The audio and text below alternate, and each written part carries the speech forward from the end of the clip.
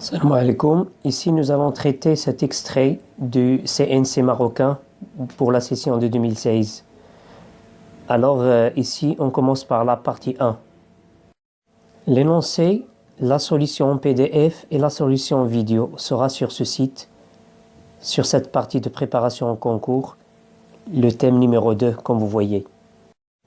La question 1A. Il s'agit de montrer que la trace est une forme linéaire. Ça, c'est une question hyper classique, bien sûr que tout le monde est censé savoir. La trace, il s'agit de montrer qu'elle est linéaire. Forme linéaire, ça veut dire qu'elle est application linéaire de MNK vers K. Le fait qu'elle tombe sur K, c'est évident, parce que la trace est la somme des coefficients. Tous les coefficients appartiennent à K. Bien, pourquoi trace est-elle linéaire? Par définition, on a pris deux vecteurs de l'espace MNK, un scalaire. Il s'agit de montrer que la trace de lambda A plus B égale à lambda trace de A plus trace de B. Trace d'une matrice, c'est la somme de ses coefficients diagonaux. Donc trace de cette lambda A plus B, c'est en fait la somme des coefficients diagonaux. Mais lambda A plus B I, c'est lambda A I plus B I, comme vous voyez à ce stade. Et on utilise la linéarité de sigma. Donc ça sera lambda sigma de AI plus sigma de BI. C'est ce que j'ai mis ici. Cette quantité, c'est exactement la trace. Celle-ci, c'est exactement la trace de B. Et on a eu ce qu'on veut. Fin de cette question. La question d'après, on demande de montrer que trace de AB égale à trace de BA. Là encore, il est très classique cette question-là. Voyons, qu'est-ce que nous allons faire. Donc, trace de AB, par définition encore, c'est la somme des coefficients diagonaux de la matrice AB. Ça veut dire la sigma de AB indice II. Je rappelle aux gens qui ont oublié le coefficient IJM du produit AB, d'une manière générale, c'est ceci. Hein. Bon, je l'ai appliqué. Donc AB II, c'est ce qui est en bleu. Alors, l'étape décisive, ici à ce stade, c'est juste la permutation des deux sommations. Sigma sur I et le sigma sur K, on va les permuter. C'est ce qu'on a eu ici. Ici, on va échanger les emplacements de ces deux scalaires. Alors, attention, ce ne sont pas des matrices, ce sont des scalaires. On a le droit de les permuter. C'est ce que j'ai mis à ce stade. Maintenant, si vous regardez cette somme-là, celle-ci, que je suis en train d'encadrer, c'est exactement B, A, indice KK. Vu le rappel que je viens de vous mettre ici.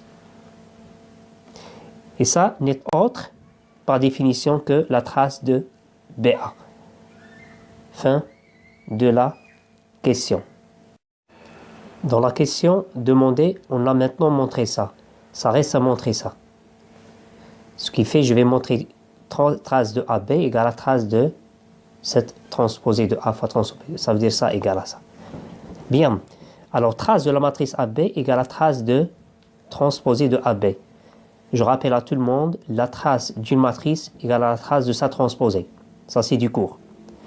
Alors, le passage d'ici à ici. Transposée de AB, c'est transposée de B fois transposée de A. Faites attention, il faut permuter, hein. Ne gardez pas l'ordre. Transposée de B, transposée de A.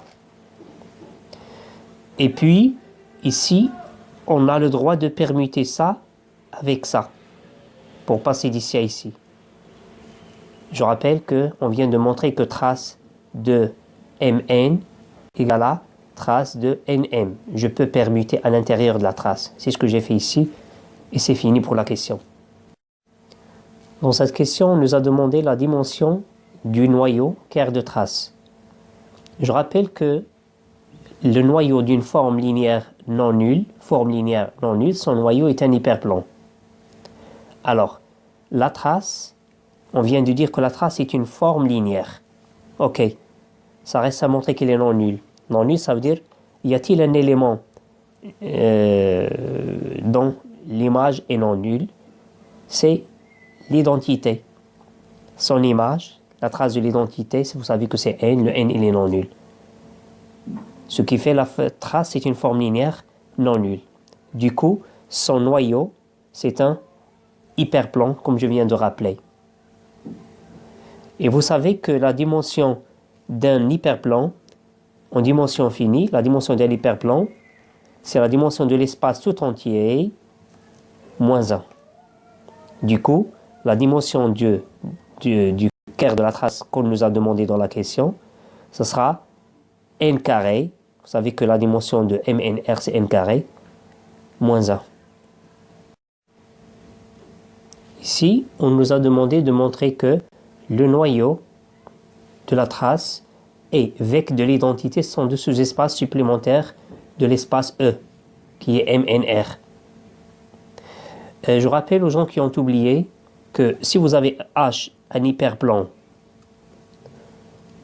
d'un espace E, vous avez un élément A de E avec A n'appartient pas à H. Votre cours de première année vous dit que E égale à H, somme directe, vec de A. Ça veut dire que l'hyperplan H, ça sera supplémentaire avec vec de A. C'est ce que nous allons essayer de montrer. Bien.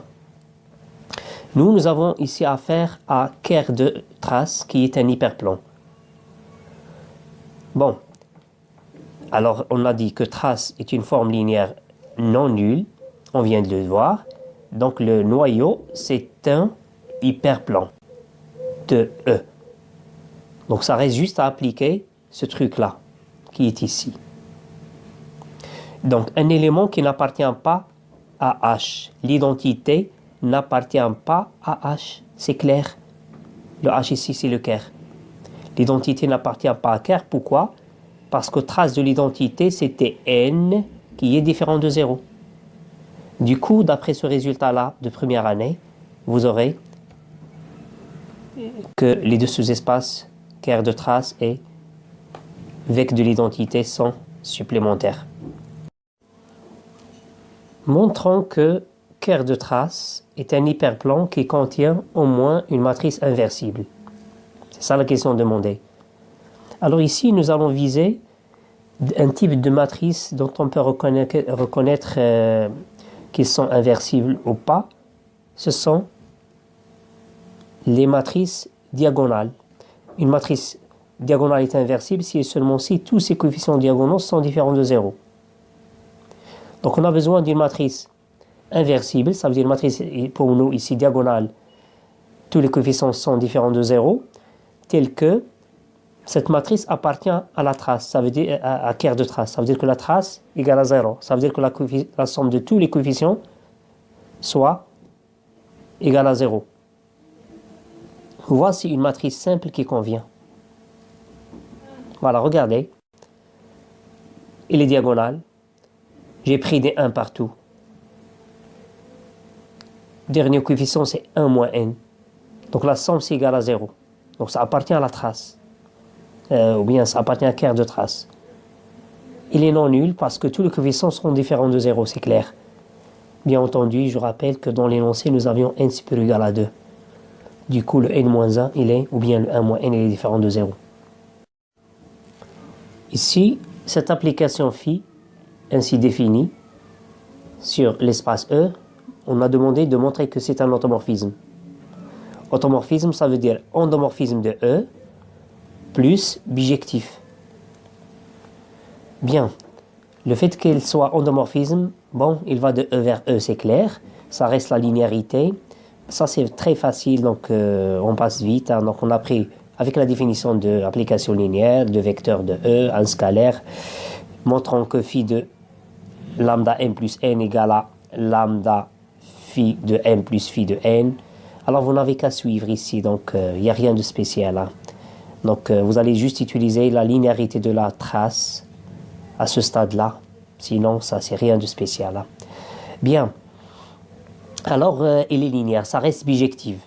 Maintenant, bijective, vous avez que phi, c'est un endomorphisme de E, et le E, il est de dimension finie. Donc, il suffit de montrer qu'elle est injective. C'est ce que j'ai dit ici. E étant de dimension finie, il suffit de montrer que phi est injectif en tant qu'endomorphisme. Alors, on va le faire via le noyau. Le noyau doit être réduit au singleton 0. Pour ce faire, soit un m tel que phi de m égale à 0, montrant que m égale à 0. Alors, phi de m égale à 0, ça veut dire ça, par définition de phi, qui est en haut. J'ai rien dit. Et puis, j'ai introduit la trace ici, puisque la trace est linéaire. Donc j'aurai trace de m, le voici. Ça c'est un scalaire, ça va sortir à l'extérieur, le voici. Et fois trace de l'identité. Mais vous savez que trace de l'identité ici c'est n, c'est ce que j'ai mis ici. J'ai factorisé par trace de m. Vous savez que le n plus 1 il est non nul, n c'est un entier. Donc la trace de m égale à 0. C'est pas fini. On voulait montrer que m égale à 0. Alors l'égalité qui était ici, je l'ai reprise ici. Avec la trace de m égale à 0, comme on vient de dire ici, ça va vous donner que m égale à 0. Ainsi phi est un automorphisme. On veut expliciter cet ensemble-là. C'est qui? Eh bien, une matrice M appartient à cet ensemble, équivaut à quoi? Phi de M égale à M. D'accord. Mais c'est qui phi de M? C'est cette quantité-là. J'ai simplifié par M, ça me donnera trace de M fois l'identité égale à 0. Ça veut dire que trace de M égale à 0. L'identité, bien sûr, est non nulle. Ça veut dire que M appartient à ker de la trace. Donc, regardez le début et la fin. M appartient équivaut M appartient. Donc, E1 phi qui est demandé n'est autre que le noyau de la trace. Ceci pour cette question. Voyons maintenant la question d'après. Qu'est-ce qu'on nous a demandé? On nous a encore demandé d'expliciter cet ensemble-là. Et de montrer qu'il est égal à vec de l'identité. Alors, M appartient à En plus 1 phi. Ça veut dire qu'il vérifie cette égalité. J'ai écrit les définitions de phi de M. J'ai simplifié par M. J'ai eu ça. On a M. J'ai déplacé ça de l'autre côté, bien sûr, j'ai obtenu ça. Mais faites attention. Donc, M égale à 1 scalaire fois l'identité. Donc, M appartient à vec de l'identité. Mais faites attention, ça c'est juste une implication. Soyons prudents. Ce n'est pas une équivalence, c'est juste une implication. Ce qui fait qu'on a établi, dans ce qu'on nous a demandé ici, en haut, juste cette inclusion-là. Ça reste l'autre inclusion. Donc, réciproquement, on doit montrer l'autre inclusion qui est celle-ci. Il suffit pour cela de vérifier que ce générateur-là, l'identité, appartient à l'espace demandé. Je rappelle aux gens qui ont oublié, si vous voulez montrer en général que vec de x1 jusqu'à xp, incluant un certain f avec f, c'est un sous-espace vectoriel, il suffit juste de montrer que chacun des vecteurs qui sont ici, x1 jusqu'à xp, chacun d'entre eux appartient à f. Pour nous, nous avons uniquement un seul vecteur qui est ici, identité. C'est pourquoi j'ai dit, il suffit de montrer que l'identité appartient. Alors voilà, donc par définition, il faut que phi de l'identité soit égal à n plus 1 fois l'identité d'après la définition de ce truc-là, n plus 1 de phi. Eh bien, vous n'avez qu'à écrire, phi de in c'est in plus trace de in fois in, trace de in étant n, donc vous allez avoir ça en factorisant par in. Et c'est fini, vous avez double inclusion et vous avez votre égalité. Enfin, on déduire que phi est diagonalisable et déterminer ses valeurs propres. Alors, on vient de montrer que E1 phi, c'était ker de la trace, tout à l'heure. Eh bien, et le noyau de la trace, c'était différent de 0, c'était déjà vu en haut. Donc nous avons quoi? Nous avons que ker de phi moins 1 fois l'identité est différent de 0. Donc le 1, qui ici, c'est une valeur propre de phi. Ça, c'était vu dans votre cours pour les valeurs propres. Lambda valeur propre, ça veut dire ker de f en général, ça veut dire ker de f moins lambda l'identité, différent du singleton 0. Alors, de la même manière, pour en plus 1 phi, qui est égal à ker de phi moins ce scalaire-là fois l'identité, qui était vec de l'identité d'après la question précédente, qui est différent de 0. Maintenant, regardez ça, le début, avec la fin. Plutôt, ça avec ça. Ker de phi moins n plus 1 différent de 0. Donc, le n plus 1 que vous voyez ici, ça sera une valeur propre de phi. Donc, on a deux valeurs propres qui sont 1 et n plus 1. Alors, d'après la question précédente, les sous-espaces propres E1 phi et En plus 1 phi sont supplémentaires. Pourquoi? Parce que nous avions vu que le noyau, ker de la trace, qui est celui-ci, et En plus 1 phi, qui était vec de l'identité, était supplémentaire. Donc regardez, vous avez maintenant deux sous-espaces propres, ça, associé à la valeur propre 1, et celui-ci, associé à la valeur propre n plus 1, qui sont deux sous-espaces supplémentaires. Du coup, vous allez itérer d'après votre cours de réduction que l'endomorphisme phi est diagonalisable. Et on a affirmé en plus que le 1 et le n plus 1, qui étaient tout à l'heure des valeurs propres, c'est tout ce qu'il y a comme valeur propre, vu ceci. On nous a demandé de montrer que ce polynôme-là annule cet endomorphisme psi. Ça veut dire quoi? Ça veut dire que psi carré moins 2 psi plus l'identité, attention d'écrire plus 1, plus l'identité égale à 0. Bien sûr, le 0 ici, c'est l'endomorphisme nul. Bon, je passe. Alors, nous voulons montrer que cet endomorphisme est l'endomorphisme nul.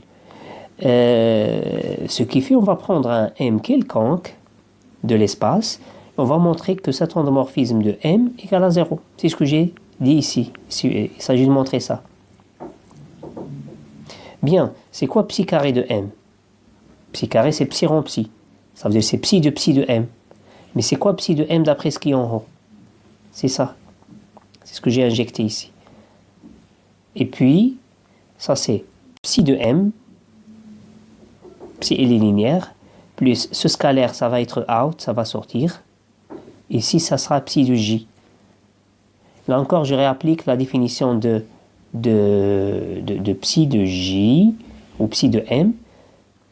Ça sera J plus trace de J fois J. D'après cette définition-là, j'ai dit. Mais on a dit que trace de J égale à 0 par hypothèse. Les hypothèses, voilà. J, c'est une matrice de trace nulle en haut. Eh bien, ça va me rester ce que vous voyez là. Psi de M plus trace de M fois J. Maintenant, complétons le travail. Psi carré de M moins 2 psi de M plus M. Vous n'avez qu'à remplacer. Hein. Donc, psi carré de M moins psi carré de M, c'est ce que vous voyez ici. Je vais le remplacer.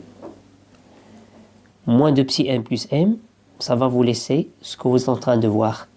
Je simplifie. Mais c'est quoi trace de M? Trace de M, on a dit en haut, c'était M plus trace de M fois J. Je l'ai remplacé à ce niveau-là. Et ça m'a donné ce que vous voyez. Je simplifie par M, je simplifie par ça, ça va me donner 0. C'est ce qu'il fallait avoir. Montrons que 1 est la seule valeur propre de l'endomorphisme psi.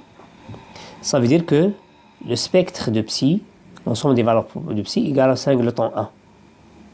Bien. On vient de montrer que ce polynôme-là, x carré moins 2x plus 1 qui est x moins 1, le tout au carré, ça annule psi. Donc, les valeurs propres de psi sont des racines de ce polynôme-là.